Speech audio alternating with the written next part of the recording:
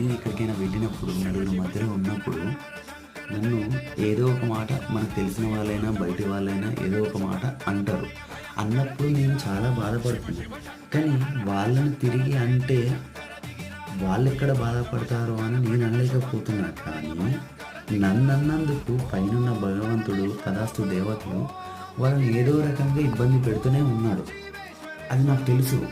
But నేనంటే మరి ఎందుకో తెలియదు కాదు, ఇప్పుడని కాదండి, చాలా రోజుల నుండి నాకు తెలుసు. నాకు ఒక 15 ఇయర్స్ నుండి అనుభవం. అది నేను ఎవరికి చెప్పను కూడా. అది ఖచ్చితంగా మాత్రం జరుగుతుంది వాళ్ళకి.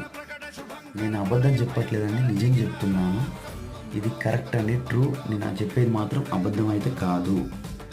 భగవంతుని బ్లెస్సింగ్స్ నాకు ఉంటుంది. అందుకే నేను ఎవరిని ఏమనను. ఓకేనా ఫ్రెండ్స్, బాయ్.